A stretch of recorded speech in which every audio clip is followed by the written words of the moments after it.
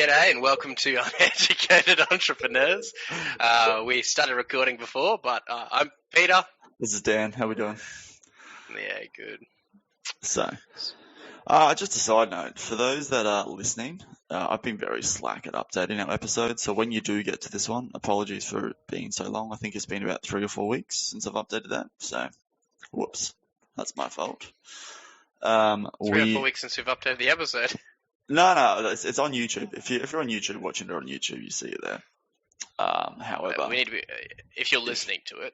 If you're listening on the various podcasting platforms, sorry, it's been a while. But I have gone and loaded up. It's been a while. It's been 3 or 4 weeks probably since I've done it. It's probably been 3 or 4 episodes before I've actually chucked it in. So, yeah. But yeah, before we get into it, make sure you like, share, subscribe, hit the bell. We need a hook. We really need to do a hook straight up so I can chuck at the beginning. Today we were meant to have Jess on, but she has meetings and business. We're business owners. So we are planning. We found another time for her to come on board. I've also got we've got another guy that we want to have on board too coming. He does form working. He's got a form working business, so that'll be an interesting time. It's very bricks and mortar. That's like. That is bricks and mortar. Yeah, 100%. You're not wrong. So, it's going to be interesting little episode. You're just going to hear Dan and I shoot the breeze again as always, but we're going to be talking about some pretty important topics that are happening in our current climate right now. In our world, we're going to be talking a bit about, because it's coming up on tax time, tax incentives, tax breaks, that sort of thing. We're also going to be looking at politics and how that's going to affect business, because me personally, we don't normally like to touch on politics, but this is going to massively impact business and the business world.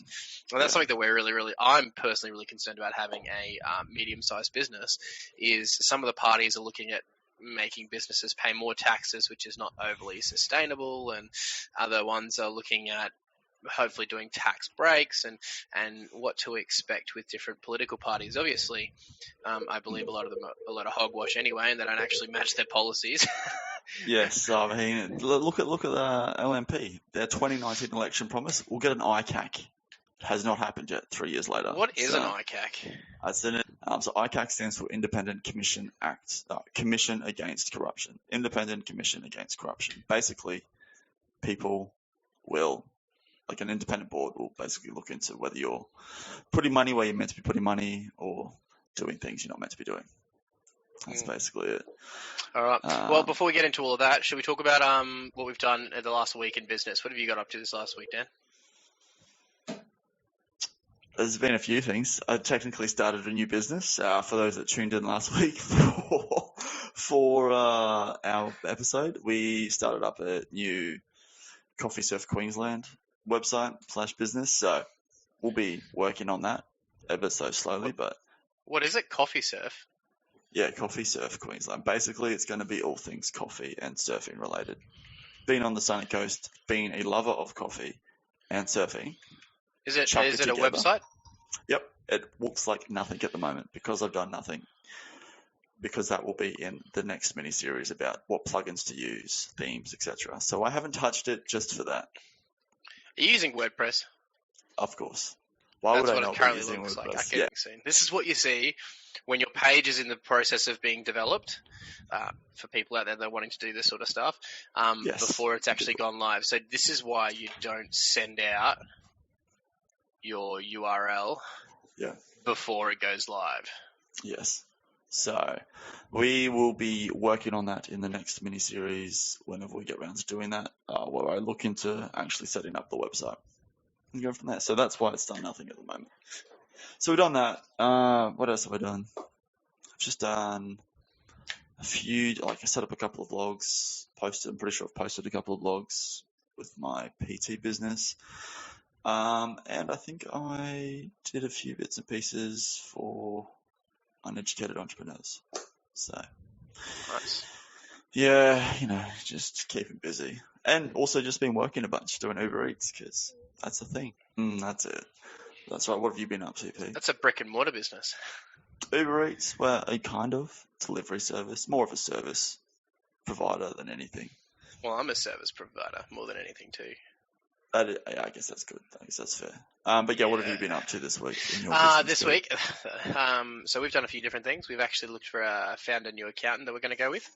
Nice. And I was doing a bit of research into accountants, and I realised that you actually can't. A lot of people base accountancy off price, but you get what you pay for, right? Like I can go with a little mum and pop accountancy firm that because I've got a bookkeeper within our company that we pay to manage our books and stuff like that. Obviously, that's what they do as a bookkeeper. Anyway, and sense. so they they submit all of our BASs, they do all of that sort of thing. So we were using a little mum and dad one because just for cheapness, and we gave them all the stuff and they just put it through. Whereas when you pay for a better quality accountant, what they're doing is they're going to find you tax incentives and tax breaks, and they're going to be able to help you restructure things or restructure the business, and they'll be able to give you advice on wages and different things like that, and cash flow and all that sort of thing. So what you've got to look for is you've got to look for people that are suited to you. So we've actually gone, it's a Hexy. It's an expensive account. But it's an all-inclusive one. It's one of the top 50 in Australia. So they've just reached number 50 in Australia. Nice. They're really local to us, so they're just up the road from us. So we're changing that. That's a big deal. Having said that, we have changed. This is our fourth change of accountants in not even 3 years. So,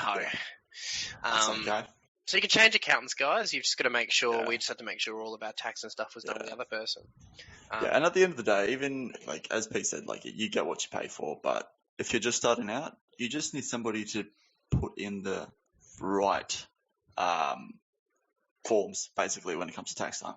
And then when you get bigger and can actually afford someone a little bit more expensive that can give you more tax incentives / that's more of a priority for you, that's when you upgrade, which is why Pete's done that 4 times. I had a dodgy as accountant first, and then I had another accountancy firm that we weren't quite ready for. And then we went to a mum and dad accountancy firm, and they were cheap, but they just take forever. We need people that are like really, really fast on the uptake. They need to be like, let's go. I need to be able to go, oh, hey, I need this done. And they go, yep, sweet, it'll be done in 20 minutes sort of thing. So when you start getting larger, you start needing a bit more urgency, and you just need a faster accountancy. Maybe these ones, they do everything from acquisitions through to taxes through to HR stuff. So, also in my personal life, we've just put an offer in on another house, so we're looking at starting our investment portfolio. So we're turning our current residence into a rental, which is awesome. We actually got a quote just recently to get a rental income. We got a rental appraisal, and for our little house, we've probably put about maybe 30,000 into the house, just in renovations and repairs. It'll be more than that. It'll go up to about 50,000 once I do the bathroom. Maybe 55,000. But that's gone up ridiculously in price now with the current market. And people are like, there's so many different sides to this sort of thing. People are like, Peter, don't do it. It's the market's overinflated, rah, rah, rah, rah, rah.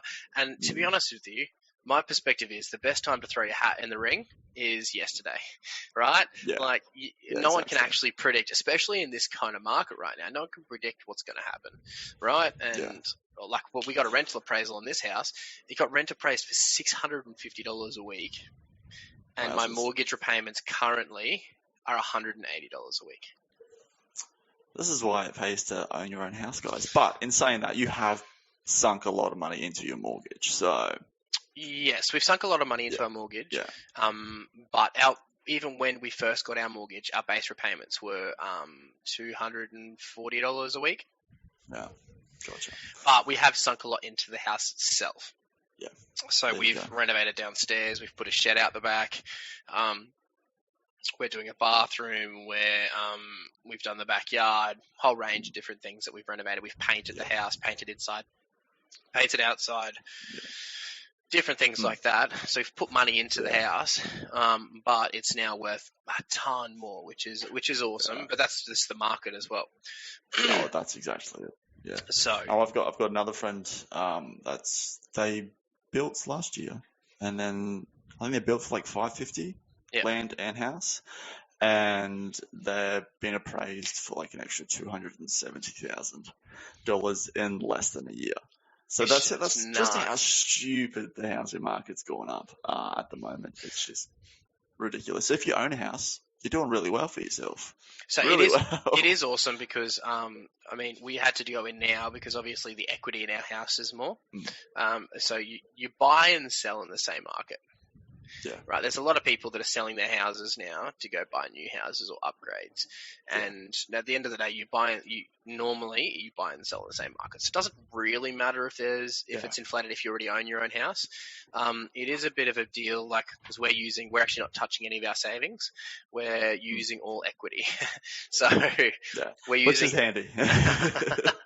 So that's why we're able to do what we're doing, buying equity, and we're getting acreage for under $700,000, which is nuts. Very nice. So that's a couple of things that are happening in my company. We've had just continual shifts within the organisation of some people leaving and trying to change roles and different things like that. So trying to manage all of that sort of stuff can be very, very difficult. We're actually looking at I'd love to at some point maybe even get my my accountant on to one of these things, because they do personality testing, and they talk about how to work within an organization with personality testing, and then how people work together, how they don't work together, all of that sort of thing. So that stuff will be really interesting. Yeah. And because you're paying the hexy prices, they'll be like, yeah, sure, we can do that. No dramas. Yes. Obviously, you have to pay extra for all of those sort of things. Yeah, that's it. But it is something worthwhile because it helps you with. No, that's not too bad. Helps you with company dynamics and office dynamics. Oh.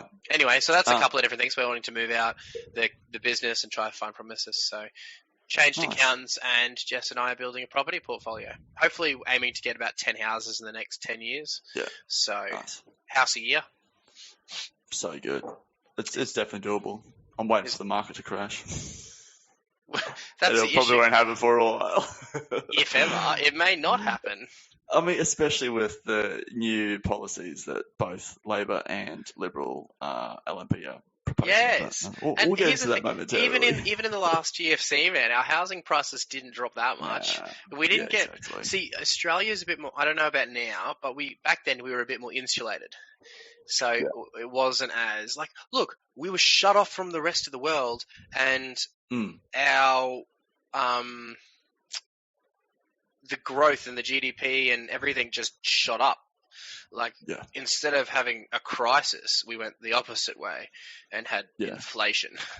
So and that's not great. You don't really want inflation, but I don't know if you can fix inflation though. All these people, honestly, this is a little personal political view. There's a couple of ads going around right now on the TV, and it's talking about how Scott Morrison he's caused inflation to happen 5.1%. Can you afford him for another thing? Yes. And I'm like, I look at it and I go, hang on. If you spend 2 seconds Googling, look at the inflation rates of every other country in the world, and they're up at, well, not every, that was a very extreme thing. They're up at 8 to 10%. Yeah. Sometimes some countries are even more. Some countries are at 12, 15%, right? Yeah. Like, we're under half the majority of the other countries out there. So that's not a bad thing.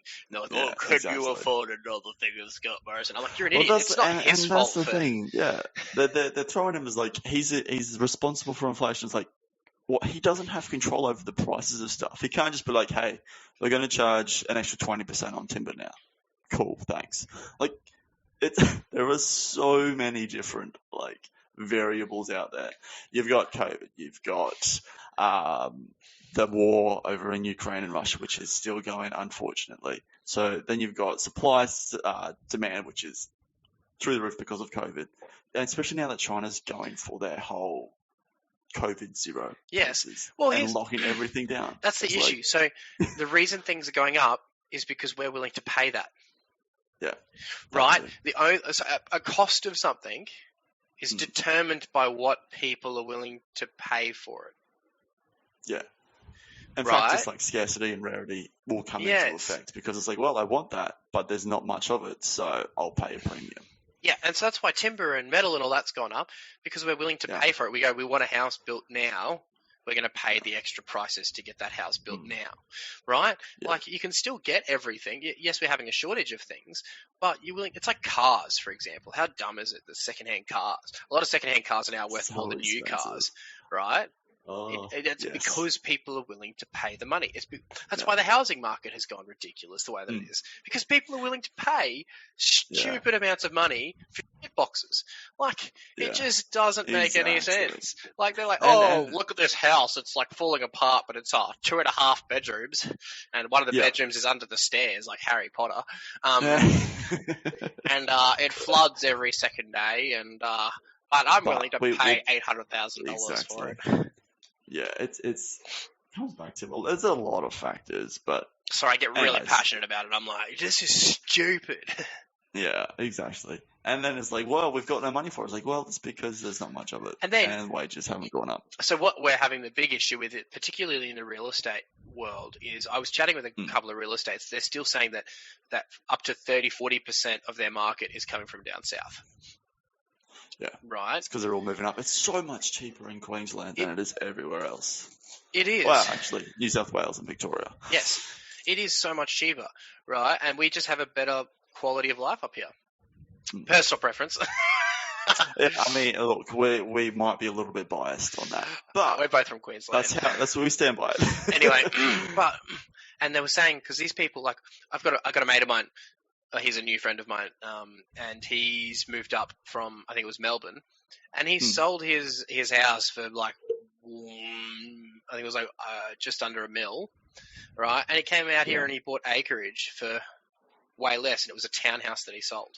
Like, I'm like, this is just nuts. And so what it's caused people like yourself, Dan, who don't own your first home. It's made it so impossible, because how are you now supposed to save? Here's the other thing.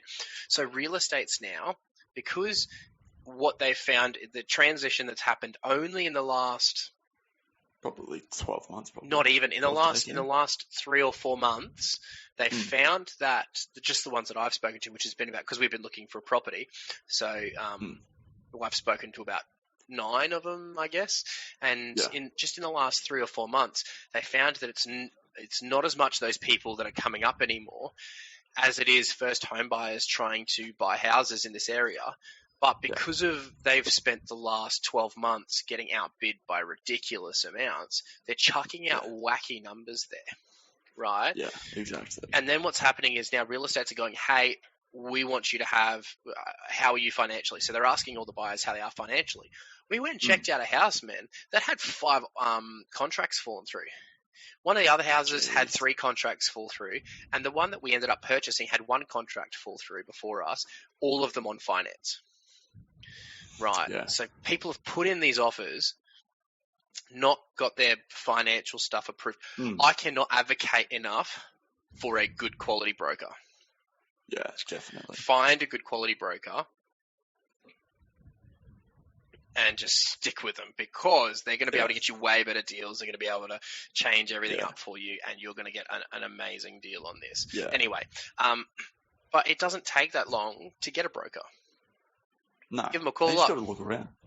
Yep. But if you're going through like your traditional banking finance, which obviously you will eventually do it, but if you're just solely going through them, like, they're being slapped with all the different interest rate increases. Yep. So like, they've got a lot happening, and so then they're very much limited / not wanting to give away any extra monies, because, and that's the other thing with all these different policies coming in, is like, we'll pay for this much of your home deposit, you can get this much out of your superannuation, like, all of these policies, it's like, can they actually afford? Be so careful on touching your supers. Don't do it. Yeah, Please don't be an idiot. Don't be stupid. I get.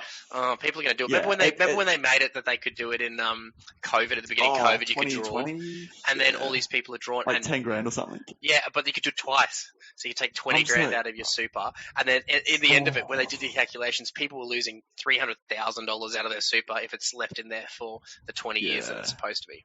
Anyway. It's find yourself a broker, as Pete was saying, because the banks are going to be so strict. Don't just find yourself a broker, though. Find yourself a good broker. Like, we found ourselves a good. We had a broker. Define a good broker. So we had a broker. Okay, I got you guys. I got you. Okay. There's some nuggets here, right? Here. Okay, so we had learn from my mistake. So we had a broker to start with. Mate, the best way to learn all this stuff is make mistakes, and then or listen to people that have made these mistakes before.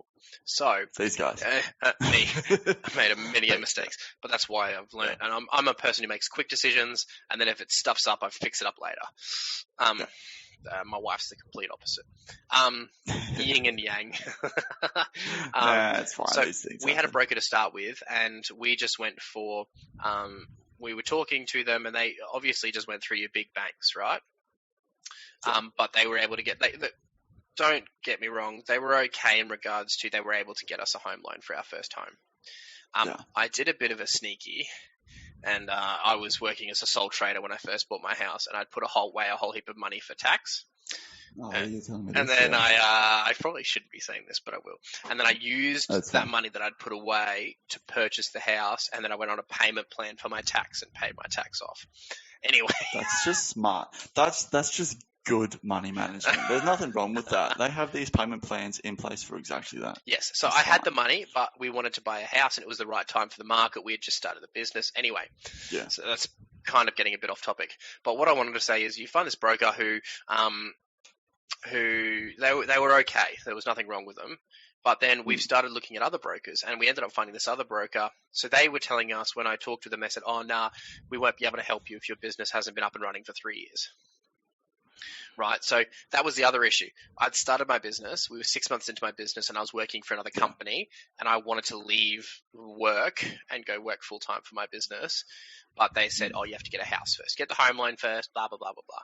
Anyway, so we went to this other broker, and she's like, no, we can get it working, and we'll be able to find – there's lenders that will give it to you. You just have to have business proof of income. You'll have to have your proof of income. Yes, there's a bit more work, but they're willing to put in the effort.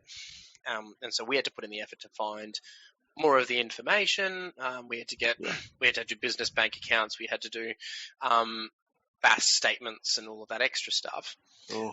But we did that, and she's actually got us a interest rate that is like half of what I'm currently on this house.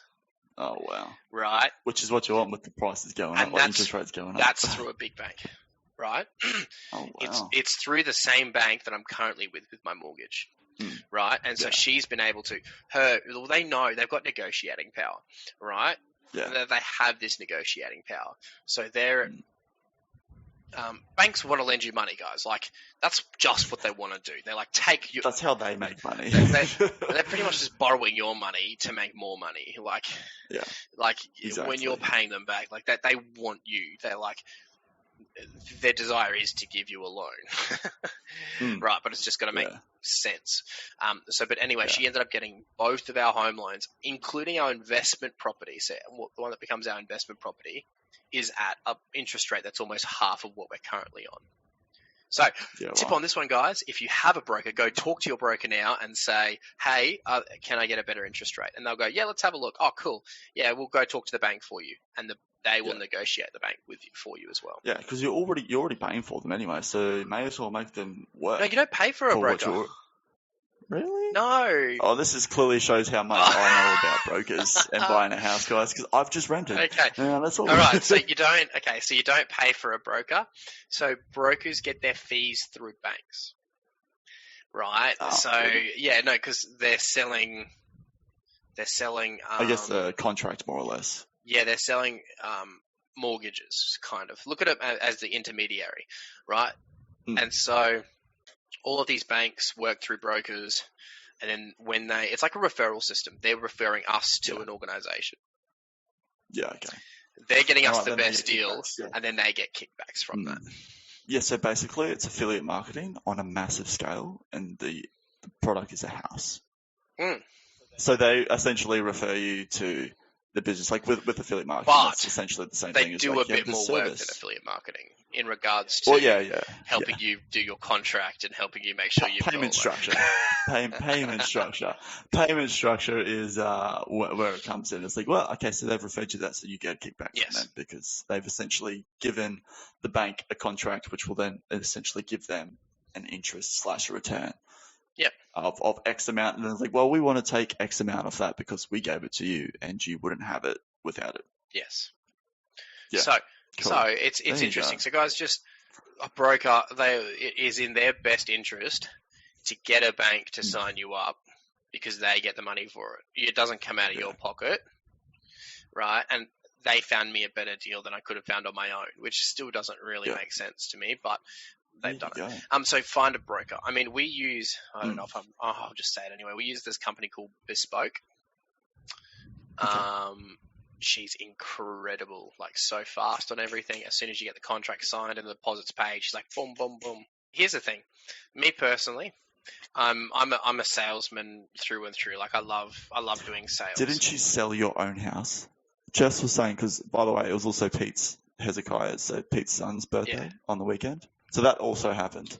And my sister had a baby last night. Oh, so congratulations. I'm now an uncle again. Nice. So yeah. Anyways. Yeah, you were selling your house? Essentially? You were like, Jess was saying that you basically sold yourself the house to the real estate agent. Yes. So, explain that. So the real estate agent, so we were actually one of 5 offers that went into the house. Yeah. And it's been interesting because real estate agents don't really have to do as much right now because everyone's wanting to buy houses and everyone's paying through the roof. We were not actually the highest offer on the house.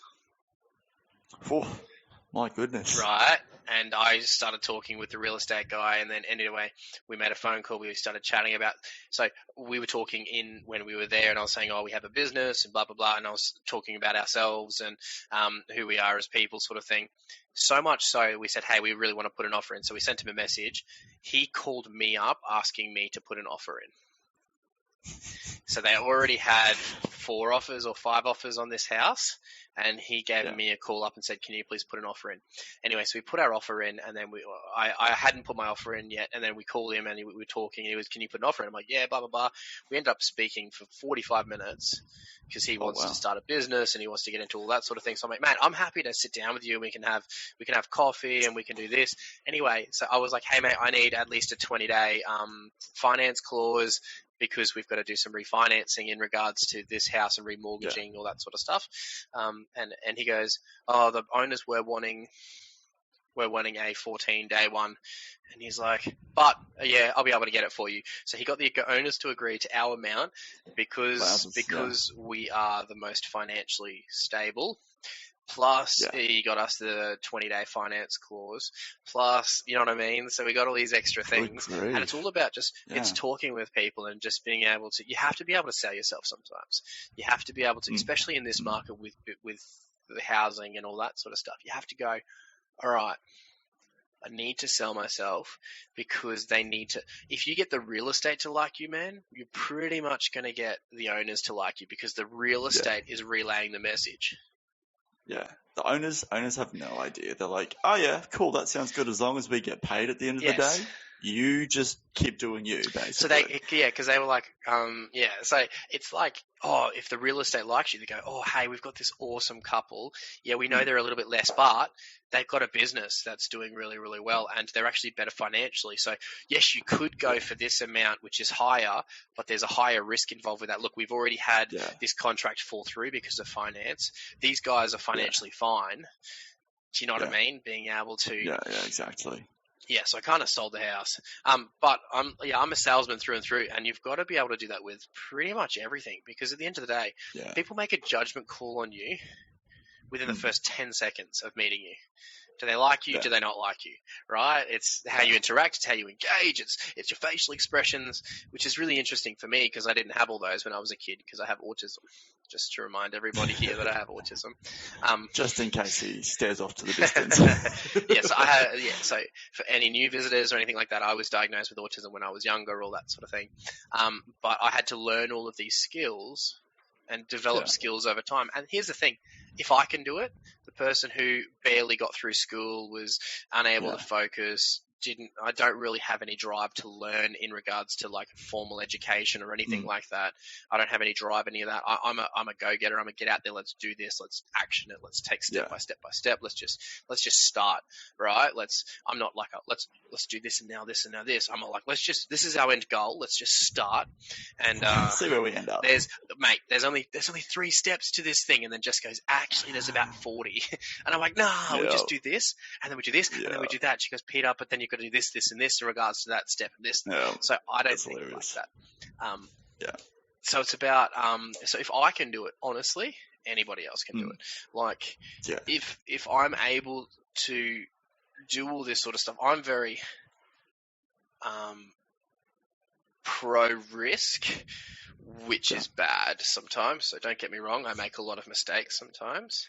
I'm very much like, let's get ourselves into debt. Let's leverage debt to make me more money.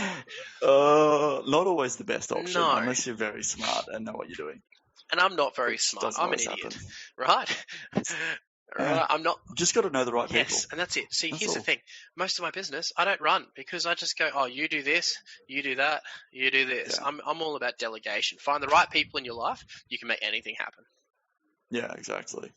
But yeah, so Pete's got a new house. That was a nice big old tangent we went on. But it's about housing. And guys, get into the housing market if you can. Who cares if the market drops a little bit? It's not going to drop massively. It'll drop to maybe 2021's levels, like late 2021 levels, right? Yeah. But who cares? Then you've got your own place, and it's going to go up. Like, it's still going to go up.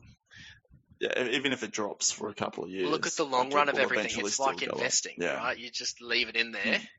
And it's going to increase. You're going to increase in wealth. It's going to create more equity. It's going to, do you know what I mean? So just do it. If you can, do it. But your first port of call, talk to a broker. Go, hey, we're really looking for a house. Can we find out what our borrowing capacity is? And make sure you go nowhere near the limit of that borrowing capacity. So that's exactly which can mean that you have to go for a smaller house. Yes, but get in the market. Equity on that property is going to be worth more. And then in buy the future. Another property, and then buy another property. Like, however, don't be silly. It. As in going into your super. Depends obviously on who gets in on this election. That is because that is the coalition's policy. The coalition's is to draw from your super.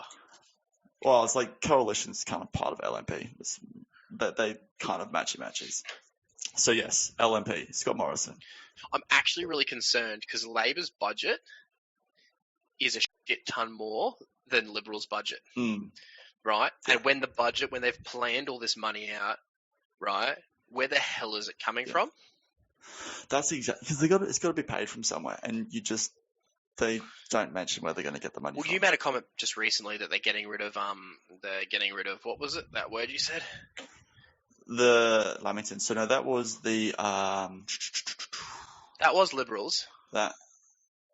It was Liberals. They're getting rid of the low to middle income. The reason they're doing that is to make it easier because it can get really confusing as to what tax bracket you're in and people getting behind on tax, right? Yeah. Yes, so Coalition is saying in the next year they will be cutting the low to middle income tax offset or tax cut, tax offset because it is nicknamed the Lamington. Interesting. Yes, so which will be, so they're also the ones in charge of saying that you can pull from your super, so just a quick thing about super. The way super works, if you didn't know, super is really good when it sits for many years because there's such things as compound interest. Now, if you don't know what compound interest is, Google it. We'll give you a quick rundown, but basically, pulling it up. So compound interest, essentially, it accumulates and grows year after year. every time. So if it's like a 5% interest, that initial amount will go 5%, which then will be worth that initial amount plus 5%, So let's go. and then Let's the go. next year it'll be 5% on that. Let's just go 8% is pretty standard. 8. Yeah, but I'm just thinking inflation. Yeah, 8%. 8%. And then we'll go. When do you want interest compounded monthly? Yeah, because that's the beauty of no, so they need to be yearly, but on a monthly basis. Yeah, you do monthly, and then we can do how many years.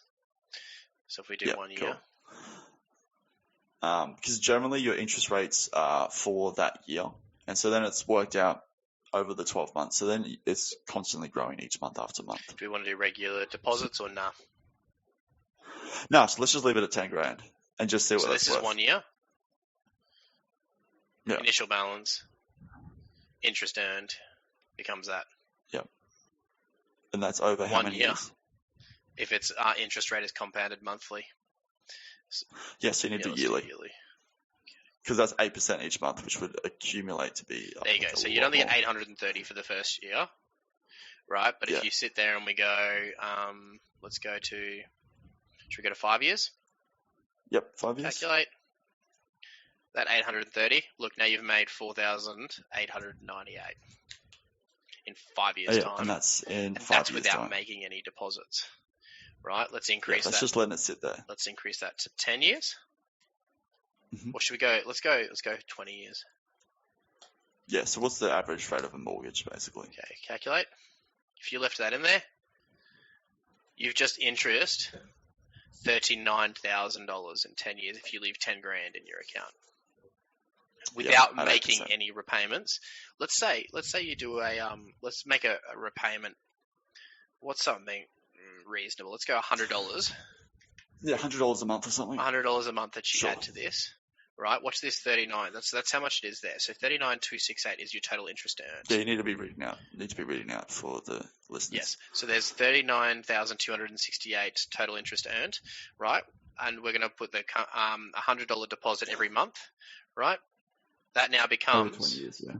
$74,178. Yeah. Yeah. Exactly. Right.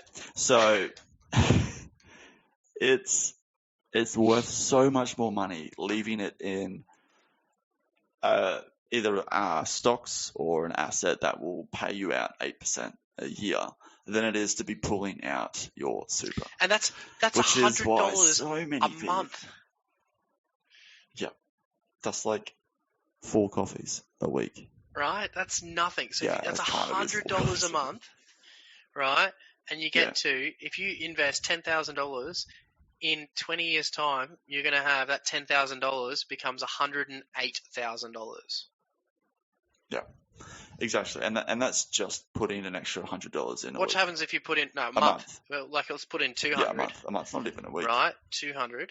What would you want to do? It's $50 a week. It's $250 a week. Let's do $100 a week, right? So a lot of people, $100 a week isn't unreasonable. Maybe go 50. It could be with the inflation. 200. 50 is actually just the same as 200. Okay. But yeah. Right, that was 108. Your now future investment is $167,000. Yeah. And that's putting. So your initial investment being 10 grand, and then putting in $50 a week. Was that $250 or 200? I just did 200 a month. Yeah. So then $50 a week for 20 years, not touching it at an 8% return, turns that 10 grand into 10,000 into 167,000, which is $109,000 in interest. So you've essentially doubled your monies in that time. Yes, you have, because your initial balance was 10,000. Like for those on YouTube, you can see it here. Your initial balance is 10,000. Your additional deposits are 48,000. Right. Yeah. But your total interest is 109,000. So just in interest alone, you earn more. Yeah. That's insane. Yeah. So you would turn 58 grand essentially into 167. So here's an awesome breakdown. You can actually have a look at it all. Yeah. So you make $2,400 every single year in extra deposits. And that will increase as well. At $50 a week. Yeah. So it's one of the things where it's like, when they're saying pull out your super, so your super is essentially high interest / it's stocks more or less. So it's in the stock market where it'll have a generic, not a generic, but like a standard sort of interest return, like return on your interest. Depending obviously on your age is going to vary, because if you're pulling out that much when you're sort of 60, 70, sort of you're near that retirement age, for starters, you're buying a house at 60 or 70 years old. Interesting choice.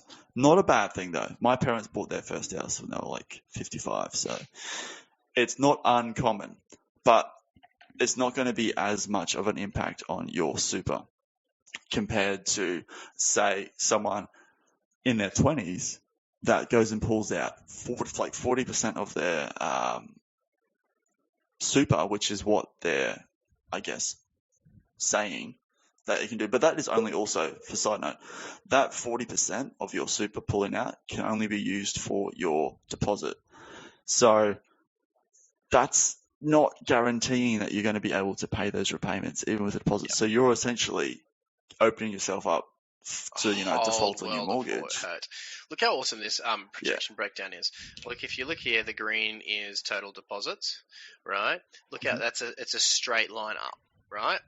But look at your interest. Yep. Look how much interest you end up earning of that percentage-wise. It's nuts. And that's only 20 years. Imagine if you do that for 40 years. So if you just like in your 20s and you hold that 10 grand, do that, bro. Do 40. 10 years for 40. So, yeah, say you're in your early 20s. You're like, I want to go buy my house. I'm going to duck into my super, take 10 grand out. Look at that. Which, side note, that's 40 years. You nearly have. You make $834,000. You nearly have $1 million just from that 10 grand. That's with the initial $50 a week. That's $50 a week. So if you weren't to put that. Who can't do $50 a week? Like that's. Some people can't. But okay. Which that's unfortunate. Let's get rid of. I just want to show you guys this. Let's actually get rid of this and let's do a zero amount deposit and let's still calculate it. You put $10,000 in, don't touch it for 40 years, and you make $232,000. Yeah, so you nearly got $250,000 on that initial 10 grand, which you went and used on a house.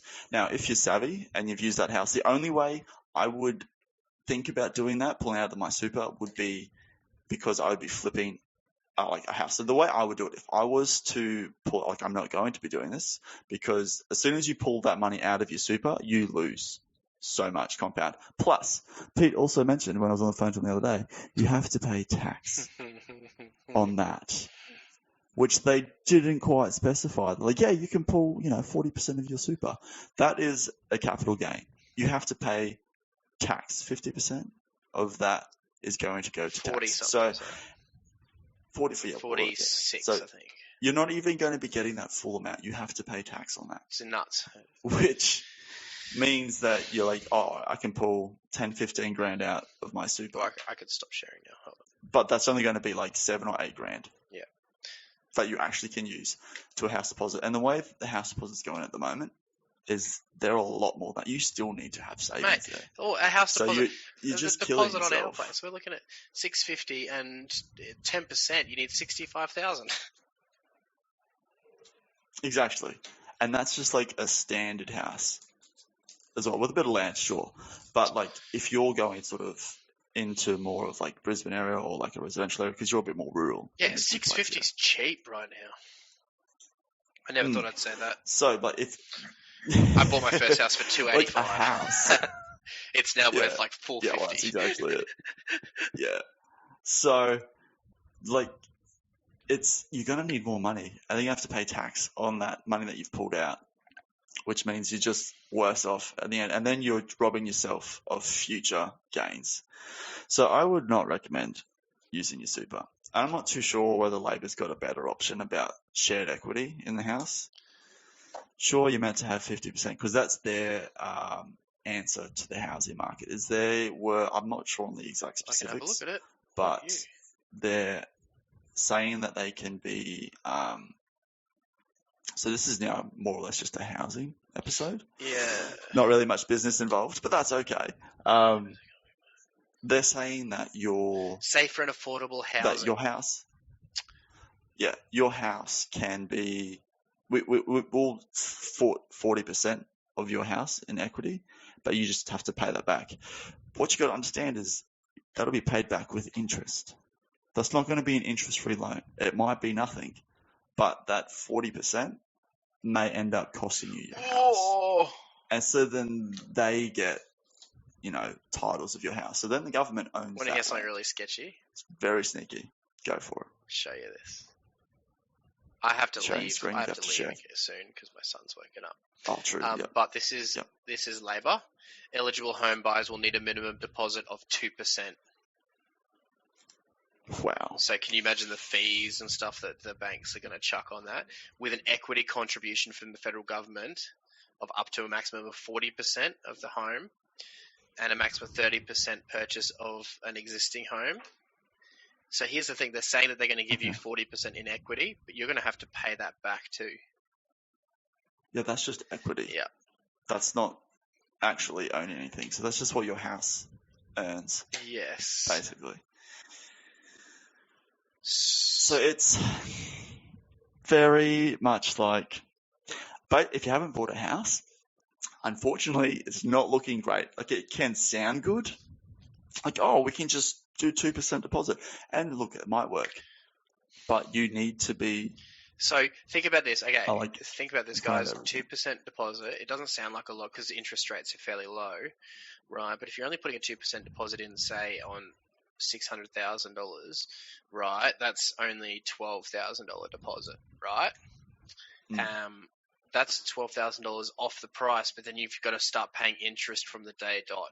So you're actually better off taking, if it's an owner occupied, taking as much off that as possible. That's why there's deposits of 10 and 20%. Right, 10% still incurs mortgage fees, and 20% doesn't incur mortgage insurance, lender's insurance. But just like, I don't know, that scares me. Yeah, because that means your mortgage is now going to be more expensive, which means the bank is going to be getting more money out of you. Yes, they are. Then, like, if you look at that, so you put 20% down. This is for owner-occupied. That's not investments or anything like that. Like, that's investments I can make sense of, because you can either negatively gear it depending on your income or positively gear it if you want to make more income, right? But this is for owner-occupied. That just hurts my head. Yeah. So basically, instead of paying, so let's for Pete's example, the $600,000, instead of paying the 20%, which would be 120,000, Dan. 120,000. There you go. I'm just like, math work.